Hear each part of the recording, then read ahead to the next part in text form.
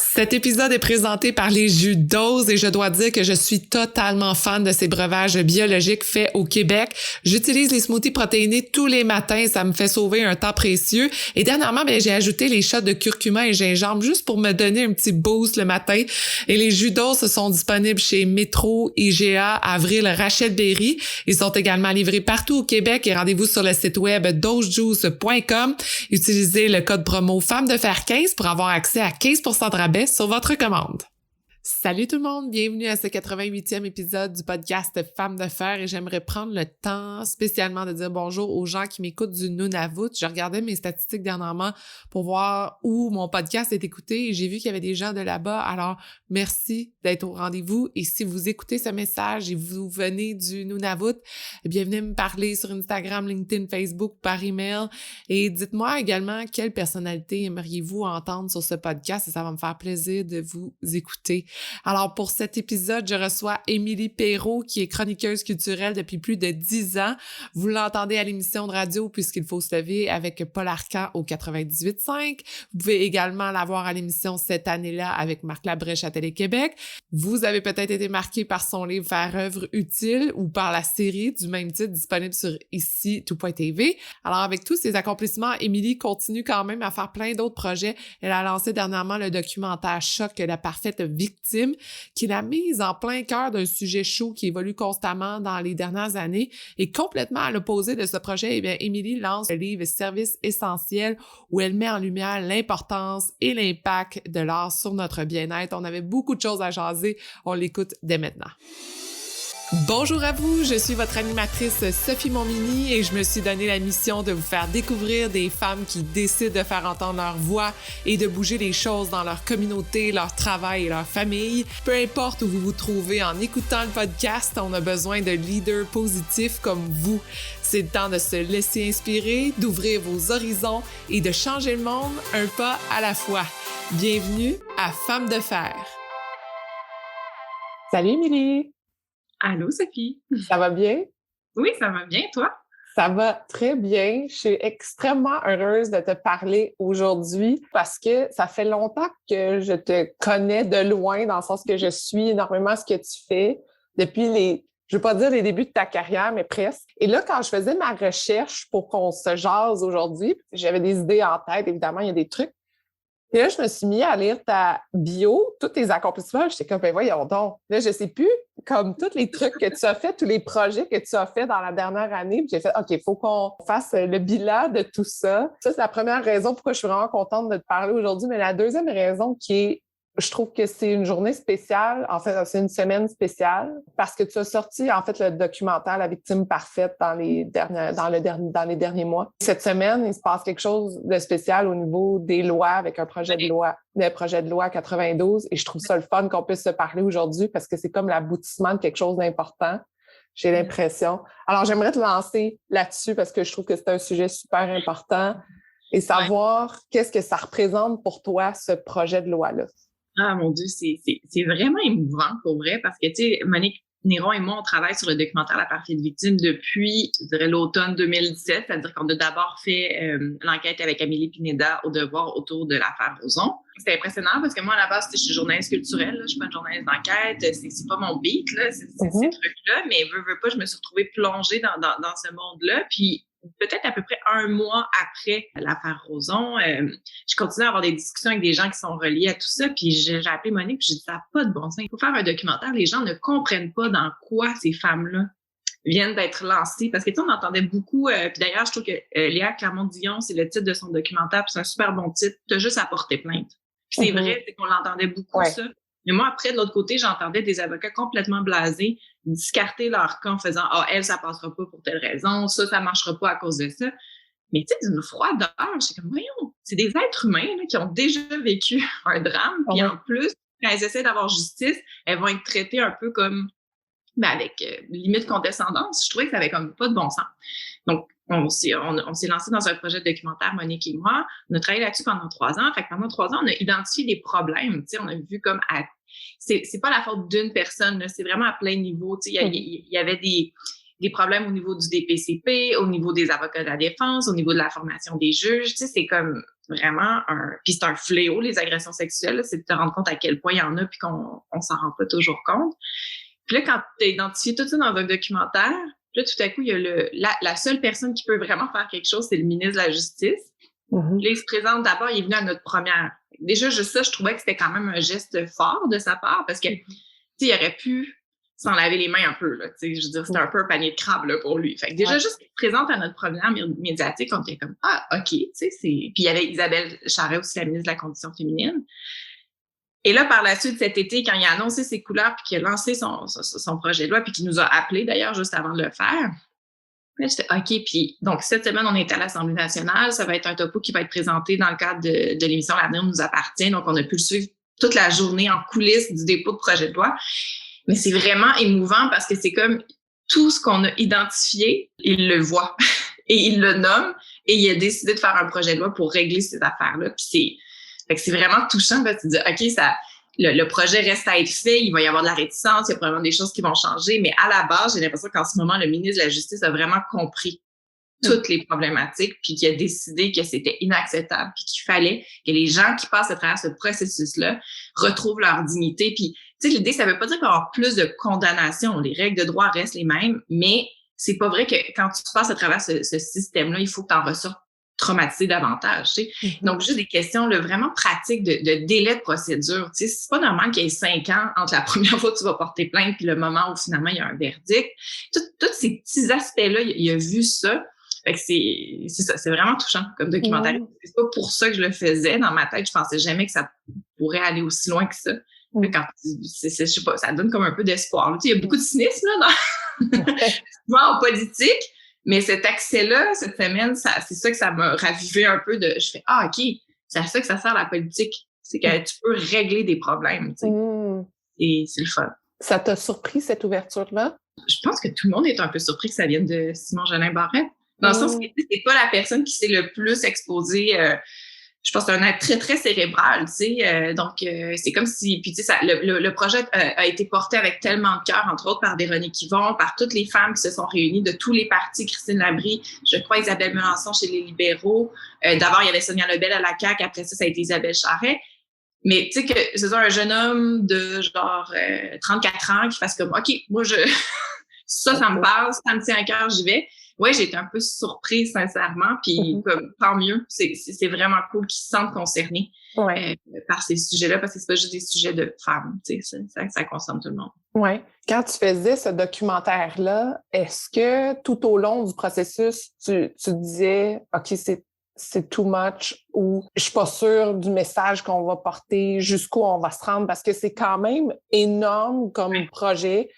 C'est un sujet qu'on entend parler depuis tant d'années. En fait, c'est depuis le début des temps que ça existe. Puis dans les dernières années, depuis le MeToo Movement, c'est comme vraiment un sujet chaud, mais extrêmement explosif. Est-ce que vous aviez une ligne directrice de dire, OK, nous, on suit vraiment ce filon-là, puis il ne faut pas se perdre ailleurs? Là. Ah, mais c'est sûr qu'on avait peur de se perdre. Je pense que dès que tu fais un documentaire, il y a tellement de volets. Donc là, nous, il fallait tout le temps qu'on se ramène à l'idée, pourquoi est-ce qu'on attend de ces gens-là qu'elles soient parfaites? T'sais? Puis là, évidemment, on le sait, c'est pas vrai, t'as pas besoin d'être parfaite, tu peux avoir une condamnation, c'est pas parfaite. C'est une expression, la parfaite victime. Mais c'est quand même de démontrer toute la pression qu'il y a sur leurs épaules. C'est ça qu'on voulait faire. Donc, chaque bloc du film était vraiment tourné pour se remettre dans les chaussures de la victime puis d'essayer de comprendre. Par exemple, à la première étape, quand ta plainte est refusée au DPCP, comment tu te sens quand tu te fais dire ce n'est pas dans l'intérêt de la justice? Puis même si c'est dit avec politesse, là, le procureur, il fait bien son travail, là, puis il n'y a pas le choix, il doit en refuser, mais c'est quand même quelque chose de te faire dire c'est pas dans l'intérêt de la justice de déposer une plainte dans ton cas, alors que toi, tu as vécu quelque chose qui t'a traumatisé. C'est vraiment ça notre ligne directrice. On essaie vraiment de se ramener tout le temps, OK, mais est-ce que ça va servir le propos? On a fait des coupures crève-cœur. On avait le juge en chef de la Cour suprême, Richard Wagner. C'est très, très rare qu'il accorde des entrevues. On l'avait pour notre documentaire, puis à un moment donné, il a fallu qu'on le coupe au montage. C'était vraiment crève-cœur, parce que c'est du crime. On a travaillé fort, on a un super accès, mais ça venait pas appuyer puis je veux pas dire que ça venait pas appuyer la thèse du film. Ce qu'il disait, il était très... il y avait vraiment une ouverture d'esprit, tout ça, mais ça fitait pas. On appelle ça un peu la loi du film, là. Il y a comme un moment où ton film te le dit comme, là, il est parfait, faut plus toucher à rien. Puis lui, on n'arrivait pas à l'insérer nulle part. Donc, fallait comme toujours garder ça en tête. Puis sinon, l'autre aspect, je te dirais, qui était quand même stressant, c'est que c'est un peu un film sur un événement d'actualité. Fait que là, t'as toujours l'impression que tu te fais dépasser par l'actualité. Fait que là, faut que tu résènes. Puis là, en plus, avec la pandémie, il sortait jamais. Fait que ça a été difficile, ce bout-là, où nous, il était prêt, le film, là, tu sais, je te dirais mars 2021, il était prêt. Puis là, on attendait. Fait que finalement, quand on a dit le go, on lance le 30 juin. On savait là, que l'été, c'est pas nécessairement la période des documentaires, mais à un moment donné, au-delà de tout ça, il fallait que le débat se fasse. Puis nous, on sentait vraiment fort, Monique puis moi, que c'était le temps de le sortir. Puis aujourd'hui, je suis vraiment contente parce que là, regarde, avec la loi et tout ça, je dis pas que le film il est passé date, allez le voir quand même quand il va être disponible en location, mais il explique en fait pourquoi il fallait en venir à ce projet de loi-là. J'imagine, comme quand tu dis qu'il fallait que le film sorte, il était prêt, mais est-ce que tu penses, par exemple, qu'il y avait un timing là, quand il est sorti, pour que les ministres, les gens l'écoutent et fassent comme « Ah, là, c'est faux, c'est plus fort, là, il y a un message. » là. On dirait qu'on ne saura jamais là, l'œuf, la poule et tout ça. Moi, je pense que, sincèrement, il y avait le rapport qui s'appelle « Rebâtir la confiance ». Nous, on le savait pendant qu'on faisait le film qu'il y avait ce comité-là qui travaillait sur les mêmes enjeux que nous. On a même fait une demande, on voulait les suivre dans leurs travaux, ils ont refusé. Fait que déjà, ça, c'était un peu stressant. Quand ils ont sorti leur rapport avec 190 recommandations qui allaient vraiment dans le même sens que notre film, là, c'est sûr que notre premier réflexe, c'est de dire « Oh mon Dieu, on n'est pas. » Ça y est, notre film est passé date, tu sais. Ben non, au contraire, on vient juste appuyer, on vient juste mettre une autre couche. Puis je pense que le rapport, il était très clair. Tu sais, quand tu dis qu'il y a 190 recommandations, ça veut dire qu'il y a de la place à l'amélioration. Les experts se sont penchés là-dessus puis on dit, voilà tout ce qu'on pourrait faire pour améliorer. Mais nous, ce qu'on est venu ajouter, c'était vraiment de la couche d'émotion. Tu sais, c'est pas émotif lire un rapport. Tu sais, oui, tu vois ce qu'il dit, mais quand tu es assis dans une salle de cinéma, que tu es captif pendant 90 minutes puis que tu reçois cette charge-là, le témoignage des gens, tu sais, Marcel dans le film, qui est un homme tellement éloquent, puis qui t'explique c'est quoi un contre-interrogatoire puis comment lui, il l'a vécu, il y a vraiment une couche de plus. Fait que j'ai l'impression que tout était déjà en place. Au niveau politique, on s'était déjà intéressé à la question, mais le film est venu en rajouter une couche d'émotion. Puis je pense que ça prend de l'émotion pour faire changer les choses aussi, tu sais. Puis des fois, les rapports sont tablettés. Fait que je sais pas, est-ce que celui-là aurait été tabletté? Peut-être pas. Mais est-ce que ce serait allé aussi loin sans le film? Tu sais, on le saura jamais. Je vais être très, très humble là-dedans. C'est pas à cause du film qu'il y a eu le projet de loi, là. Tu sais, il y avait déjà des trucs en place. Mais, tu sais, le projet de loi s'appelle tribunal spécialisé en matière de violence sexuelle et violence conjugale et portant sur la formation des juges en ces matières. Le petit « et portant sur la formation des juges », je le prends un peu personnel. Je pense que le film a démontré, on a une portion où on a le juge Camp, qui était ce juge d'Alberta qui avait dit à une victime « Pourquoi est-ce que tu n'as pas serré les genoux? » Et qui vient admettre qu'il était totalement ignorant puis que depuis, il a fait des formations puis qu'il a compris la neurobiologie des traumas puis que ce qui espère, c'est que d'autres juges suivent ce genre de formation-là puis les juges en suivent déjà des formations, là, ça existe. Le seul truc, c'est que c'est pas obligatoire. C'est vraiment sur une base volontaire. Puis c'est tellement des crimes particuliers que ça a un impact, la façon dont tu reçois un témoignage d'une victime qui peut... Parfois, elle peut ne pas avoir l'air crédible parce que son témoignage est décousu, ça s'en va dans plein de directions. Mais quand tu comprends la neurobiologie des traumas, l'impact que ça a eu sur son cerveau, c'est sûr que la façon de raconter l'histoire ne sera pas chronologique.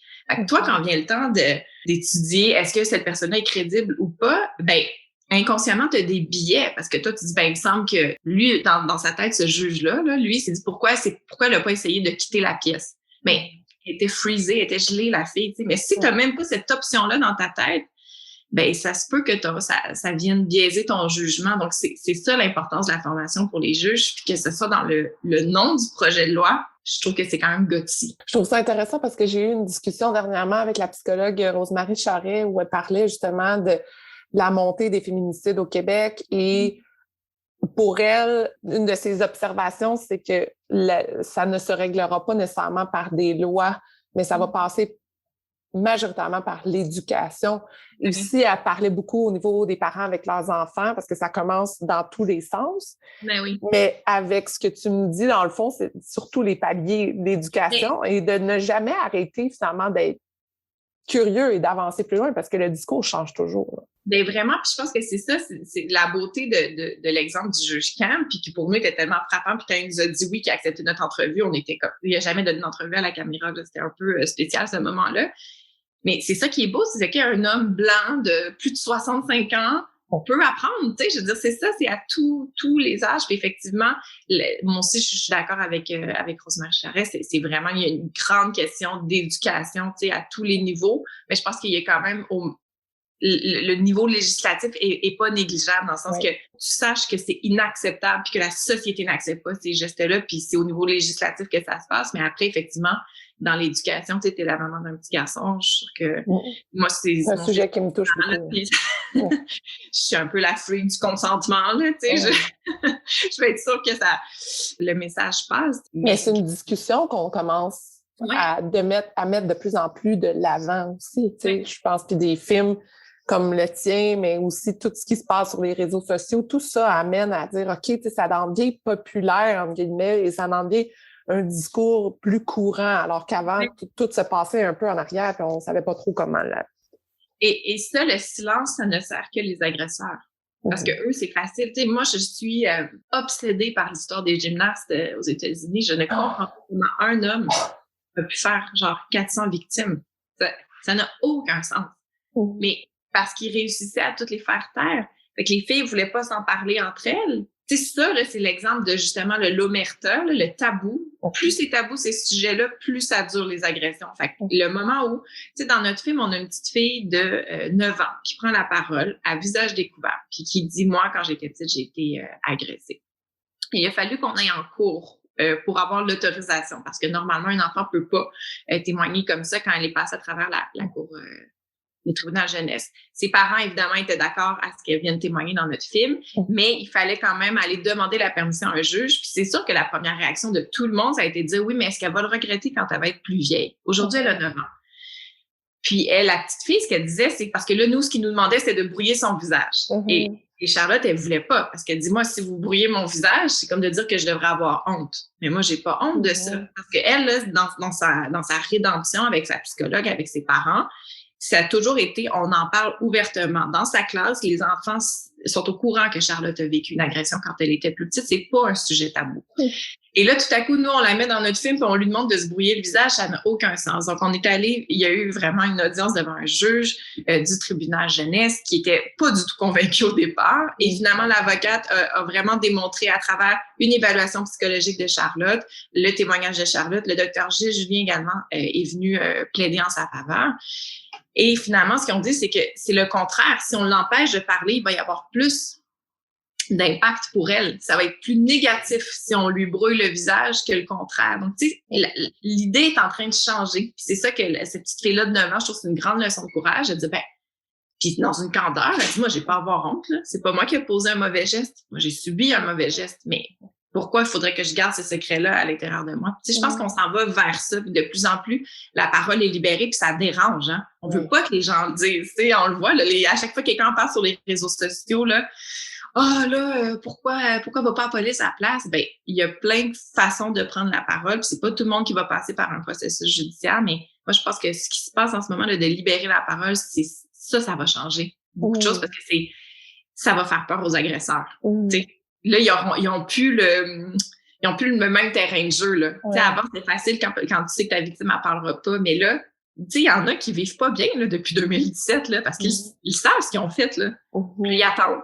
Mon nom va-tu sortir?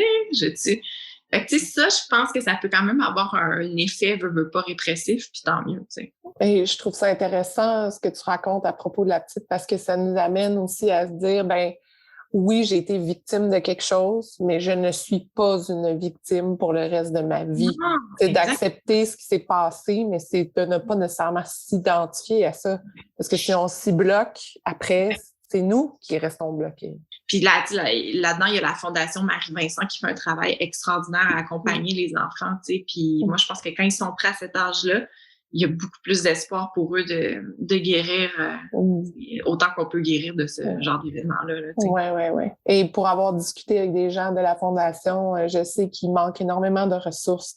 Oui, mais là, le ministre a débloqué de l'argent là, récemment. Quand il a entendu parler de la liste d'attente de 2 ans, il a envoyé quand même, je pense qu'ils ont reçu 900 000. Mais tu sais, c'est ça. Je pense que plus on en parle, leur travail est essentiel. Absolument. Et je suis contente que tu parles de ce qui se passe aux États-Unis parce que ça amenait un autre moment important dans l'histoire, tu sais, de voir en ce moment que tous les gymnastes sont devant un comité pour parler de ce qui s'est passé. Je suis contente de savoir qu'on va les tenir redevables de ça. C'est super important, cette étape-là, parce que dans les faits, là, lui, il est déjà coupable, là, la rue Nassar. Puis d'ailleurs, la juge qui a présidé ce procès-là, elle est extraordinaire. Elle a laissé du temps à toutes les victimes qui souhaitaient venir s'adresser directement à la rue Nassar pour qu'ils lui entendent. C'est pas tous les juges là, qui font ça. Puis à chaque personne qui se présentait, elle lui disait « Je te vois, je te crois, tu es entendu ». C'est juste ça, un juge qui dit ça, une juge.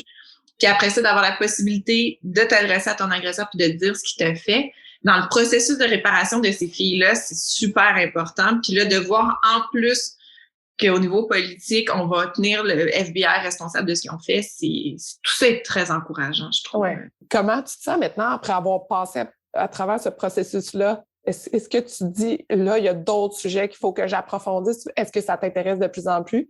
L'enquête comme ça? Ou... C'est drôle, hein, parce que je réfléchis beaucoup à ça. Tu sais, dans les faits, la parfaite victime, c'est un peu comme à côté de tout du reste de mes projets. Fait que je suis tout le temps en train de me faire « OK, mais c'est sûr qu'il y a quelque chose, tu sais, qui nie ça. » Je pense que quelque part, c'est le besoin de communiquer. Tu sais, souvent, mettons, quand je sors d'un spectacle que j'ai aimé, c'est plus fort que moi. Il faut que j'écrive à mes amis, il faut que j'appelle, il faut que je trouve à qui ça s'adresse, puis il faut que les gens aillent le voir. Tu sais, je suis comme une bully de la culture. Là, c'est plus fort que moi.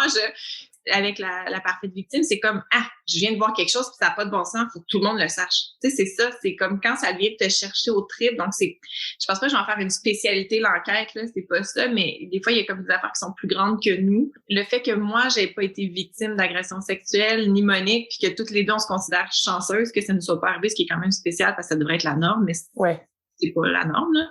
Mais, tu sais, on arrivait un peu comme, je sais pas, des alliés. On a porté ça à bout de bras, puis il n'y avait pas vraiment de raison personnelle de le faire autre que de constater que tout ça n'a pas de bon sens. Je ne pas que ça a été difficile au moment de la sortie. Là, il y a eu vraiment des critiques dures. Là, puis moi, je suis pas habituée d'être là-dedans. Là. Je suis vraiment je suis dans la culture, faire œuvre utile.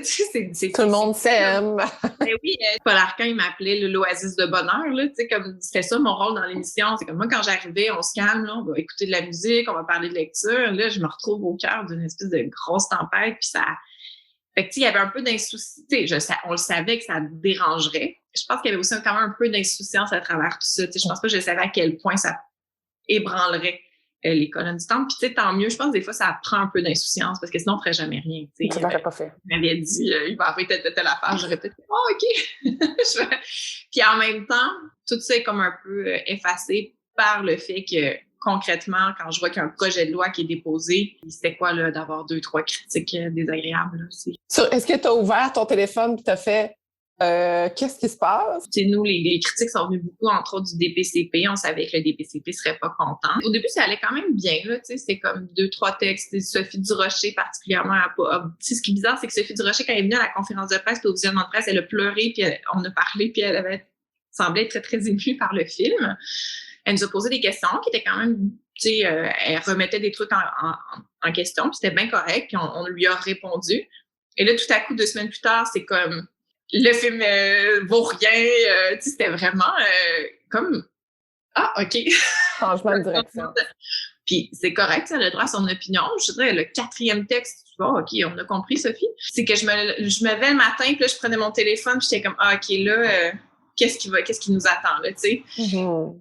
C'est ça, là, j'avais comme une espèce d'angoisse de, va-t-il y avoir une autre couche de plus? Il y a des points qui étaient soulevés que même moi, dans le montage du film, je me disais, ah oui, telle affaire, est-ce qu'on est sûr? Puis c'est quand même chouette aussi d'apprendre à se tenir debout, de faire comme, je vais pas me laisser boulier. Là. Moi, je sais pourquoi je l'ai fait, ce film-là. Là. Fait que J'espère que vous aimez cette conversation autant que moi.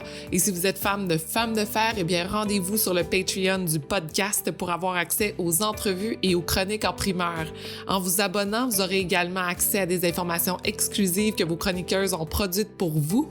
Faites partie d'une magnifique communauté de gens qui veulent brasser des idées et changer les choses. Rendez-vous dans la barre de description du podcast pour retrouver le lien. Et je trouve ça intéressant. Je veux vraiment faire un pont vers ton autre projet que tu lances. Je veux parler de ton livre qui est Service essentiel. Il y a une préface de France Baudouin qui explique l'importance de l'art dans sa vie qui m'a émue, mais toi aussi, parce qu'après, tu embarques en expliquant le début, un peu l'espèce de spark de quand tu étais en train d'accoucher, tu avais décidé de vraiment tout changer dans ta salle, d'amener une musique X et que tu écoutais de la musique aussi quand tu étais enceinte et qu'ensuite, finalement, ton enfant réagit encore plusieurs années plus tard à cette musique-là. Et de dire que pendant ton accouchement, il y a un médecin qui arrive tellement stressé, qui essaie de... C'est l'épidural, je crois, que tu reçois, et que le médecin, en sortant, fait comme « Ah, si toutes les chambres étaient comme ça, on est donc bien ici. » Bref, ça m'a ému beaucoup parce que je veux juste te remercier de faire ça. Cet essai-là, qui explique quelque chose d'inexplicable. Explique-moi un peu. Inexplicable. L'inexplicable, pourquoi tu décides de faire ça? Je commence à en parler, là, puis c'est dur. J'ai déjà entendu Glennon Doyle, je pense que c'est un avec Adam Grant qui disait « Tout le monde te demande de parler de ton livre, mais tout ce que tu veux dire est dans le livre. » C'est tellement mieux dit que tout ce que je veux dire en entrevue. Puis je me sens vraiment comme ça parce qu'effectivement, dans Service essentiel, c'est un peu le prolongement de Faire œuvre utile. Tu sais, dans Faire œuvre utile, j'allais rencontrer des gens du public qui me racontaient comment une œuvre d'art a changé leur vie, l'impact que ça a eu. Tu sais. Donc, c'est vraiment à travers leurs histoires à eux qu'on allait se rendre compte que crème, souvent, quand il n'y a plus rien dans nos vies, la petite bouée à laquelle on va se raccrocher, ça va être une œuvre d'art, une chanson, un film et tout ça. Mais là, le prolongement de ça, pour moi, c'est Service essentiel, c'est d'essayer de comprendre, mais pourquoi? T'sais, comment ça fonctionne, cette affaire-là? Puis effectivement, c'est un peu inexplicable. Fait que c'était un grand défi. Au début, je savais pas par où l'attaquer. Je savais que je voulais trouver des preuves scientifiques. Je voulais parler de santé. Je voulais parler de politique, d'économie, mais c'est un éléphant à manger, là. Je commence par quelle partie. Puis ce texte-là, qui est le prologue, qui est pas du tout dans le ton du restant du livre, là, c'est vraiment un défi. C'est Marc Séguin, en fait, qui m'avait dit « Écris juste 800 mots. » Assis-toi puis écris 800 mots puis essaye. Fait que là, un matin, j'ai mis mes écouteurs puis j'ai écouté la musique d'Alexandra Strelitzky que j'écoutais tous les soirs quand j'étais enceinte. En me couchant, je mettais mes mains sur mon ventre, j'écoutais ça, puis j'avais un dialogue intérieur avec mon bébé. Et là, ça faisait super longtemps que j'avais pas réécouté cet album-là, je l'ai mis, puis c'est comme si tout à coup, là, ça s'est mis, là, j'écris, puis je pleurais en écrivant, puis c'était comme vraiment intense, puis là, le texte a été fini, puis c'était comme si ça avait débloqué, tu sais, c'est « OK, là, je suis capable d'écrire, puis je peux... » Oui, c'est gros, mais je vais essayer de trouver donc ce prologue-là qui, tu sais, j'ai dit à l'éditrice, on devrait peut-être pas le mettre, ça n'a pas rapport, c'est trop émotif par rapport au reste du livre, mais elle dit non, ça...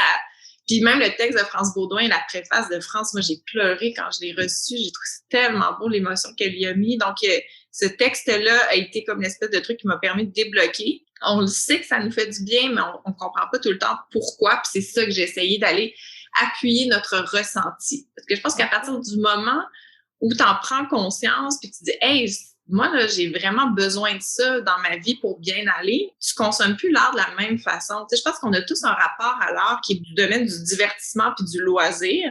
Ouais. Fait que ça, c'est l'extra, là. C'est comme à la fin de la semaine, s'il me reste un petit peu de temps, j'irai voir un spectacle ou, tu sais. Mais moi, ce que je dis, c'est non. Chaque semaine, là, planifie-toi du temps où tu vas lire, où tu vas écouter des films, puis c'est un rendez-vous, puis c'est non négociable parce que c'est pas juste du loisir, c'est quelque chose qui te fait du bien dans ta psyché. Là, on a besoin de ces histoires-là, on a besoin de moments où on s'évade de nos vies, puis l'art, c'est à ça que ça sert. Tu sais. Puis c'est pour ça que j'aimerais ça qu'il y ait comme un genre de changement de paradigme. Je pense que le sport... ton chum est un entraîneur. Oui. Je veux dire, les gens se font des programmes là, tu sais, d'entraînement. Puis pourquoi on le fait? Parce que c'est bon pour notre santé physique. C'est intégré. Il faut manger des fruits, des légumes. On a besoin de ça. Mais moi, je pense qu'il pourrait y avoir l'équivalent en culture. Tu sais, de dire, OK, ben, c'est quoi les portions de culture que je devrais consommer à tous les jours parce que ça m'aide à vivre. Tu sais, l'expression un esprit sain dans un corps sain, mais on le sait comment garder un corps sain, mais comment on garde l'esprit sain. C'est ça que j'essaie de démontrer. Ouais. Mais est-ce que tu crois que l'esprit, justement, parce je le disais au début, c'est l'invisible, on ne peut pas le quantifier. Et ce que je trouvais intéressant dans ton essai, c'est qu'entre autres, tu disais, je veux juste lire ce que tu as écrit, c'est l'expérience a démontré que la lecture était l'activité la plus bénéfique, qui soit pour réduire le stress devançant la marche ou le fait de boire du thé. Le taux de stress diminuerait de 68 % après seulement 6 minutes de lecture. Et juste ça, pour moi, je me dis, OK, on met un chiffre sur quelque chose qu'on ne sait pas ou qu'on ne comprend pas, parce que de dire, je mange bien, je m'entraîne, je bouge, tu vois un effet, tu le vois. Mais de dire, j'ouvre un livre puis je lis pendant 6 minutes, est-ce que c'est vraiment le livre de 6 minutes qui m'a fait du bien ou c'est que c'est accepter de voir un peu. Tu sais, je pense qu'il y a ça aussi. Puis moi, ma peur, c'est tout le temps de me faire reprocher par les artistes de rendre ça trop utilitariste. Tu sais, puis c'est pas ça que je veux faire. Il y a effectivement une part il y a quelqu'un dans le livre qui dit que quand il y a de la peine, il écoute un album de Bob Dylan puis qui veut même pas essayer de comprendre pourquoi ça marche. Tu sais, il veut pas y aller dans cette zone-là, ça marche, c'est tout. Je pense qu'il y a effectivement une petite part de croyance qui est importante aussi parce que, tu sais, on peut pas effectivement le quantifier tant que ça, mais je pense quand même qu'on peut reconnaître que ça, physiologiquement, là, c'est ce que cette étude-là démontrait, prendre un livre, ça diminue ton stress parce que moi, ce que je crois, mon hypothèse, c'est que ça te sort de toi. Tu sais, je pense que le malheur est beaucoup à l'intérieur de nous, là, quand on est tout le temps repenché sur notre petite personne, puis notre petit nombril, puis c'est donc pas facile ma vie, puis tout ça. Mais je trouve que, tu sais, faisons le geste de lire un livre, c'est que tu sors de toi, puis tu plonges dans un autre univers, puis tu sais, peut-être qu'on a besoin de ça, Mané, de sortir de nous, puis de plonger dans autre chose. Puis je comprends que ça peut avoir un effet bénéfique. Caroline Dawson, que je reçois parce que j'ai fait un petit podcast entourant la sortie du livre pour essayer de démocratiser un peu les idées qu'il y a dans le livre. Puis Caroline Dawson, qui est une autrice, me racontait qu'elle, ses enfants, quand ils se font mal, ils disent « Je veux un livre ». C'est ça, tu sais, le Becky Bobo là, de ses enfants, c'est un livre. Parce qu'ils ont comme associé, ça, c'est le moment de doudou. Donc, ils se font mal, ils vont chercher un livre. Je trouve ça tellement beau, là. Ouais. Et toi, comment tu l'as intégré, l'art, dans ta vie? Comment c'est arrivé? J'ai étudié en secondaire, là, mettons, j'étais dans une option théâtre. J'adorais ça. Je tripais ma vie, mais on dirait que très tôt, ça a été clair que c'était pas tant d'en faire que j'aimais. Tu sais, ce que j'aimais, c'était voir les autres. J'avais hâte de voir mes amis, je les trouvais bons, Donc, il y a tout le temps eu ce côté-là. Puis, quand j'étais en secondaire 5, je me suis abonnée avec mes amis au théâtre à Joliette. On allait voir des pièces, on se sentait adulte. Tu sais, c'était comme, oh, wow, je suis abonnée au théâtre. Mais c'est vraiment comme ça. Puis, par la suite, quand j'ai étudié en ATM à Jonquière, on dirait que en arrière de la tête, je me suis toujours dit, je rêverais d'être journaliste culturelle, mais je le verbalisais pas parce que je trouvais que c'était impossible. Dans ma tête, je pensais que ça marcherait pas. Je me disais, je connais personne dans ce milieu-là et tout ça. Puis finalement, de fil en aiguille, j'ai eu la chance, comme très, très tôt, en fait, de réaliser ce rêve-là. Tu sais, moi, à 22 ans, j'ai été journaliste culturelle. Puis ça a été bizarre, en fait, parce que j'ai fait, wow, c'était mon rêve de ma vie. Puis là, j'ai 22 ans, puis je viens de l'atteindre. C'était un peu bizarre. Mais après, tu te rends compte que je veux dire, mon rêve, c'était pas juste d'être journaliste culturelle, mettons, c'était d'être bonne. Puis il était loin d'être atteint, là, mettons, c'était une première étape de plein d'autres choses. Et c'est ça, la place que ça prend dans ma vie, c'est ce que j'aime faire, c'est ce qui me nourrit. Puis d'autant plus, c'est naturel pour moi parce que, comme je te dis, quand je sors d'un spectacle, j'ai toujours envie d'envoyer le plus de gens possible voir le spectacle. Est-ce que l'art t'a aidé à passer à travers la réalisation du documentaire? Ah, c'est une bonne question. Sûrement à mon insu, tu sais, c'est ça, hein? Quand moi je dis à tout le monde, vous devez être conscient de ça, puis je suis la première à pas en être consciente.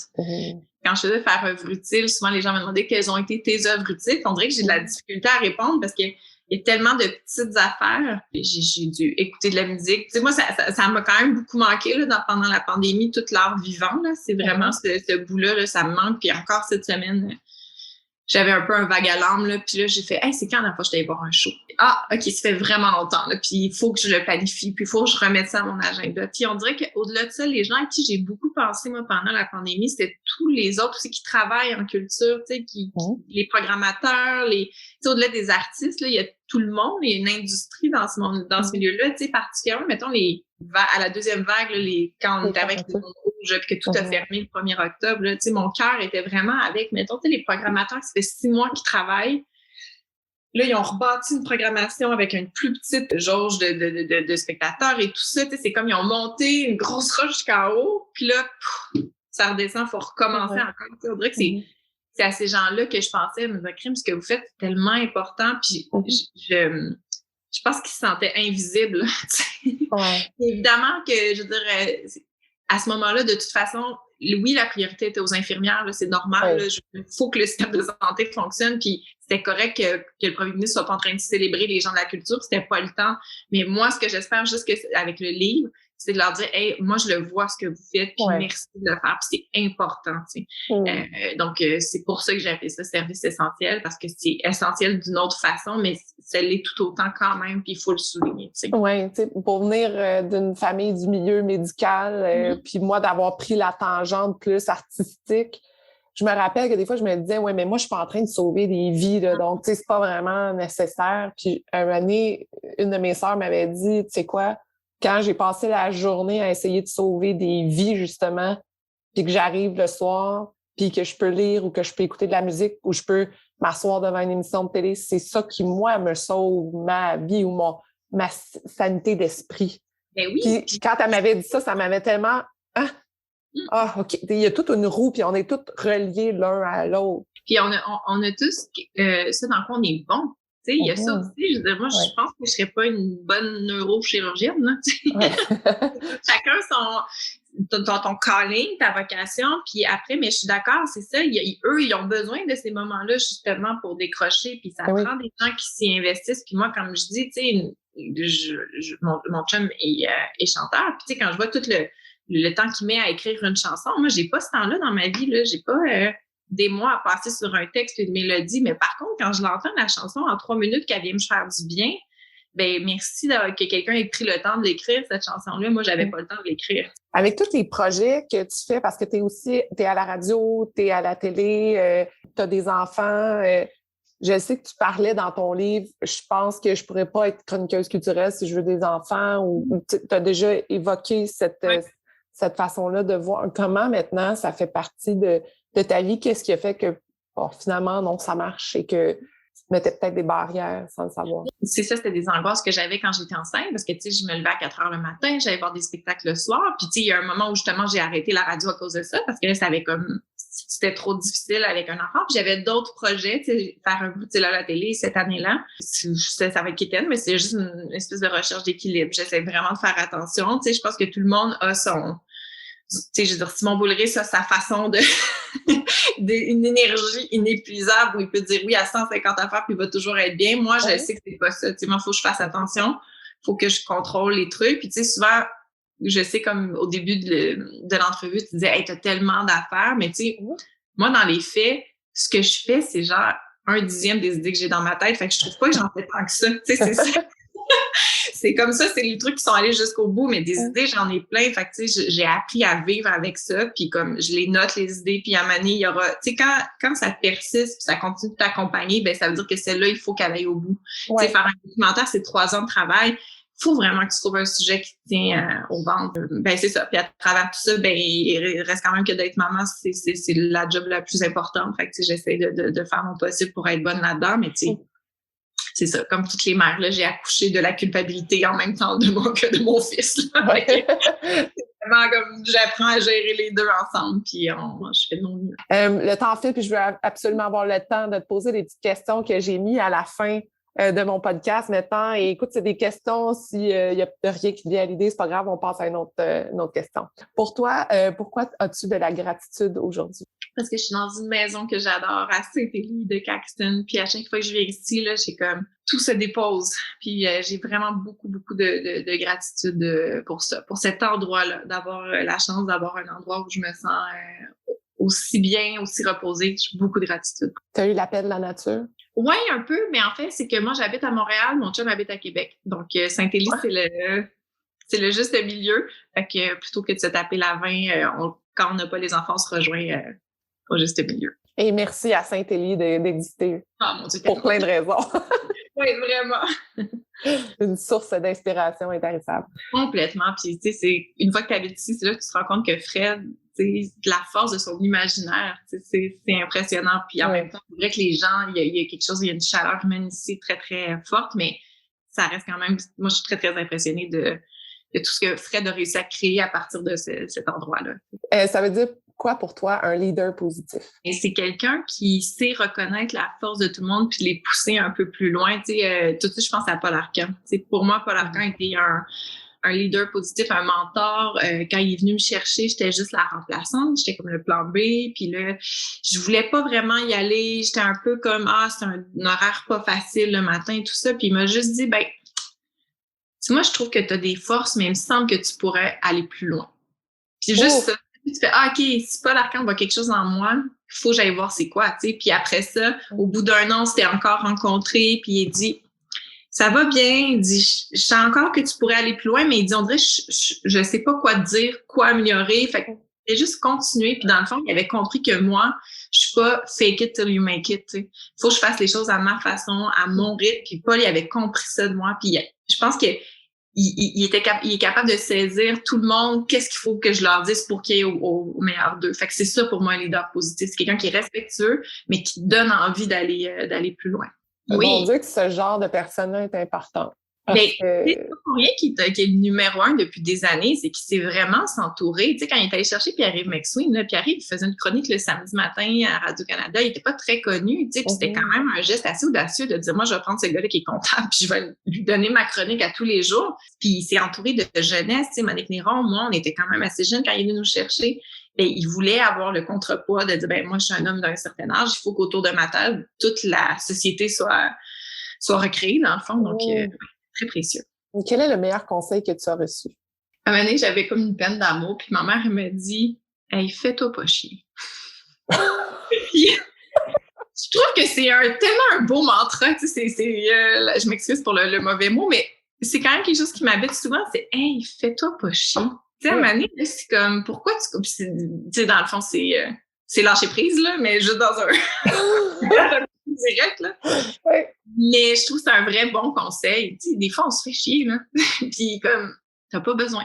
J'adore. C'est assez direct et ça te fait sursauter de faire OK, bon, faudrait peut-être que je passe à d'autres choses. Oui. Ma petite maman, je sais pas si ça va être d'accord que j'ai répété ça.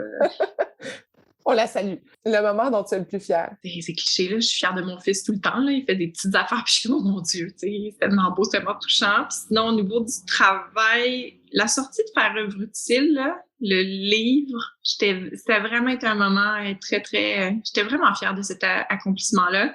Le plus récemment, c'est sûr que ce qui se passe avec le documentaire, là, puis tout ça, il y a quand même... il y a un peu de fierté aussi autour de ça, là. Le soir de la première, c'était assez galvanisant. Pourquoi tu étais fière de Faire œuvre utile? Parce qu'on n'a pas parlé, mais qu'est-ce qui... C'est que, tu sais, c'est un projet de livre qui est né dans ma tête.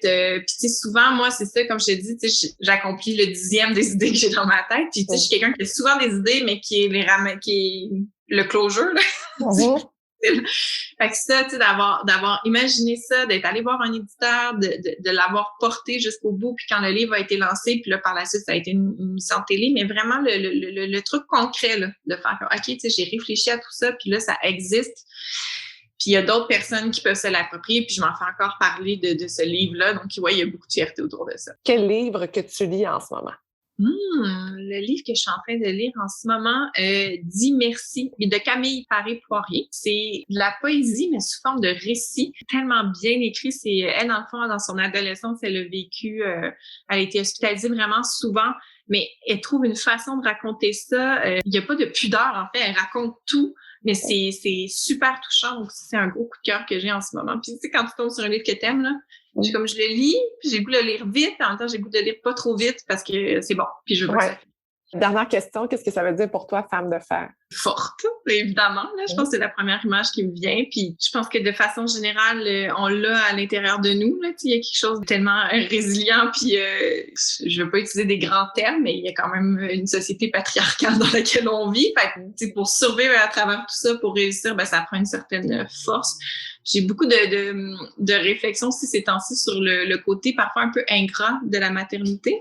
C'est-à-dire que on dirait que les mères, on les prend toujours pour acquises, là, les nôtres, mais nous aussi, maintenant qu'on l'est, il y a comme cette espèce de lien-là où tu fais tout pour ton enfant, mais tu sais, ça n'en rend pas nécessairement compte. Fait qu'il y a comme, je me dis encore d'autant plus, il faut que tu sois forte à travers tout ça. Donc, c'est ça que ça m'inspire, la notion de femme de fer. C'est vraiment cette force-là qui est inhérente en nous. Maintenant, est-ce qu'il y a un projet qui te tient à cœur sur lequel tu travailles en ce moment? Là, c'est vraiment le lancement de services essentiels. C'est ça en ce moment qui me tient le plus à cœur.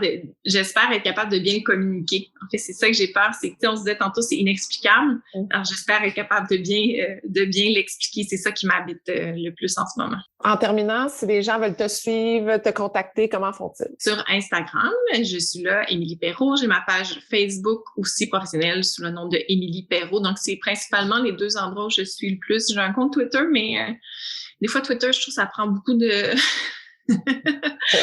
ça prend des journées remplies d'espoir pour passer à travers. Donc, c'est principalement plus sur Instagram puis sur ma page Facebook. Puis aussi, j'invite les gens, dans le fond, tous les épisodes de Faire œuvre utile sont disponibles sur tout.tv. Donc, il y a 3 saisons, c'est terminé. Il n'y aura pas d'autres saisons pour Faire œuvre utile, ça n'a pas été renouvelé. Donc là, c'est comme si toute l'œuvre maintenant est complète, disponible. Donc, j'espère que les gens vont aller découvrir la série documentaire parce que c'est pas tout le monde qui sait que le livre a été transposé en série documentaire. Donc, c'est disponible sur tout.tv. Et il y a le documentaire aussi qu'on invite les gens à aller voir, qui est toujours au cinéma? Non, il n'est plus au cinéma. Il va être bientôt disponible en location, je crois, à partir du 28 septembre. C'est le louer, puis il va être diffusé à la télé, à Radio-Canada un peu plus tard, la fin de l'automne. Et Services essentiels sort en librairie? Tu as raison, le 5 octobre prochain. Génial. Ben, écoute, merci beaucoup, Émilie, de ton temps, de cette magnifique conversation. Je te souhaite bonne chance avec tous tes projets et j'ai hâte de te voir encore évoluer parce que j'ai l'impression que tu as encore beaucoup de choses à offrir. Merci beaucoup, Émilie. Merci à toi, Sophie. Bonne journée. Merci d'avoir écouté l'entrevue jusqu'à la fin. J'ai énormément de gratitude pour votre présence et j'espère que vous êtes totalement inspirés. Si vous voulez garder contact, rendez-vous sur le Instagram de Femmes de Fer et vous pouvez également vous abonner au Patreon de Femmes de Fer pour encourager l'équipe à produire encore plus de contenu pertinent pour vous. Je vous souhaite une magnifique journée.